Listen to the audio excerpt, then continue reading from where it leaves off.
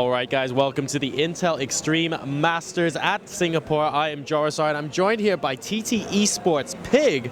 It's a very, very good performance coming out of here from our Zerg player, the only man to take a game off of MC in the group stages. So, obviously, you're here right now, you're not in the tournament, we have MC and Grubby going on in the background, but talk us through your tournament, how it's been going for you, and what you're taking away from your experience here.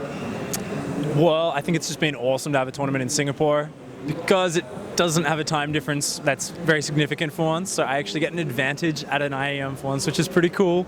Yeah, man, I mean, the tournament's been pretty great. Like, I've just come from being in Korea, so I'm kind of on form, but at the same time, I just went back to Australia and then came to here, and I had a bunch of internet troubles last week, so I was a little bit like, oh, am I going to be ready? But the day before I had to play, sat in an internet cafe all day, I practiced, got a lot of my stuff down, got some confidence back, so I ended up going out. I don't know, like, I feel like I played some sets really well, some sets maybe not to my full potential, but overall I was really happy with the experience and the ability. I mean, it's the first time I've actually got a decent map score in an international tournament. In the past, like, Gamecom, I went like 1 win, 10 losses, like really appalling. This time I was something like 6-8 or something like that overall, so it's definitely like, I can see my improvement coming, so it's not too bad, you know? I feel like as long as I keep at it, hopefully we'll see me someday in the next 6 months actually putting on a really good performance at a big tournament. Well, that's really awesome to hear. And don't forget those games that you won as well were against some of the toughest opponents you could possibly have faced. So that's going to be pretty useful as well. And this tournament has seen what I believe to be your international casting debut. How was that experience for you? That was good, man. I mean, I got to cast for like 1 game or like 2 games at like Cologne. Yeah, it was like 2 games of like the open bracket, the end of the day with day 9, and that was like cool. But this was a lot kind of more professional and good. Yeah, and like, you know, it was good to actually get a chance to cast with you and commentate some games. There were a few more 2-Raxes than I like normally like to enjoy, but all in all, I liked it. It was a pretty good experience, man. 2-Rax, man, good unit. 2-Rax, the best unit, man. Terran Zimba, what are they complaining about? Seriously. All right, guys, some really, really good stuff going on here so far, but we still have 4 people left in the tournament at this stage. Right now, we have MC going up against Grubby. That's a pretty sick matchup as well. Your predictions there? My heart tells me that Grubby can take it, so I'm going with Grubby, man. And if he takes this whole tournament? Oh, well, that means, I mean, he could end up, might have to play Slivko next round, I believe, and I think that's going to, like, be really, really hard. I think Grubby could take it, but I think he'll have a good shot, but it's not in the bag. Fair enough. Well, we'll see what happens over there, and really good luck to Grubby, and of course MC currently playing him as well. Going to be such an amazing series regardless of the result. So I think that's going to wrap it up for us here for now. Here, of course, at ESL TV. Don't forget to tune in for more interviews on the ESL YouTube channel. And yeah, thank you very much from IEM Singapore. Hi, joining me here is John JoRoSaR. I'm not quite sure of his last name. How you doing today, John? Not too bad, man. It's IEM's been a great tournament. Singapore's fantastic. F1 simulator is pretty useful.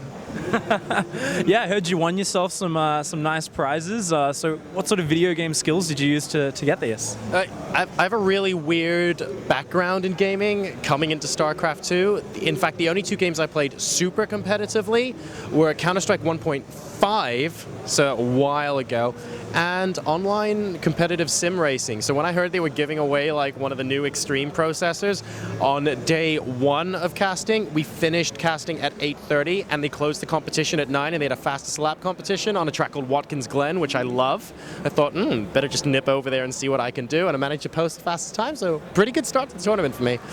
Damn, man, nice. And 1.5, actually, that's when I stopped playing CS as well, funnily enough. So we're both brothers there of playing CS back when we were little munchkins. It was awesome, the good old days, man. So how are you liking the lineup at this tournament? What new players have you seen, or have you seen any new builds that have really struck out as being interesting to you? Well, we've seen, especially in the open bracket, a lot of interesting builds pop up, but I think highlights from this tournament really If I had to pick Yeka in the open bracket, you took Xenio to 3 really long ZVZ games. Holy crap, were they amazing. Some of your games as well were pretty darn good. I do believe you beat Vortex in the group stages, you handsome pig, you. That's right.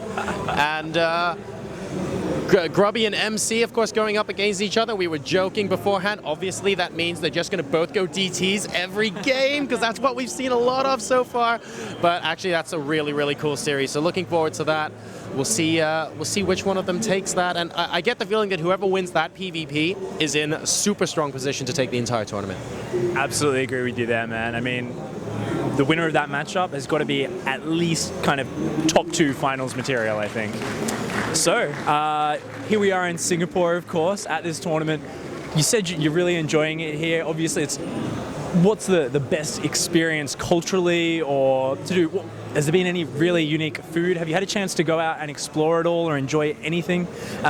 Just give us a taste of what your enjoyment of Singapore has been like.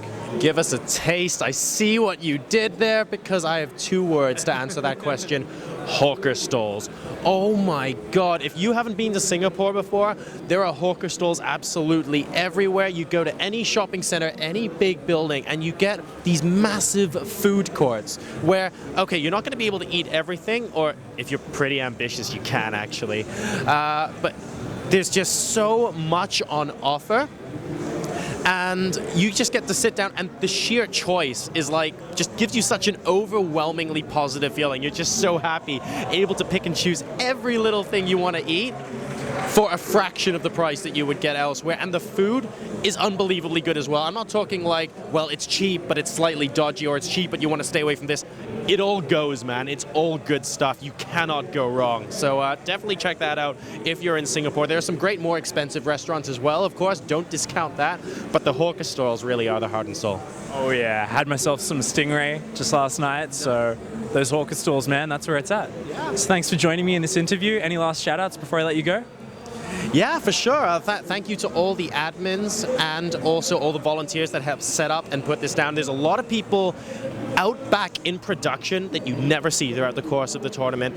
I believe this edition of the Intel Extreme Masters had like a record set for the shortest setup time ever, that they had to scramble to get the set together. And the fact that we've gotten together and put this kind of production value forward, just massive credit to all the staff, all the volunteers and the admins that you don't see on screen. Yes, you see the casters, for sure you see the players, but those guys really are the youngstone heroes here. Absolutely. So thanks to ESL and all the team that make IEM happen. Thanks for everything.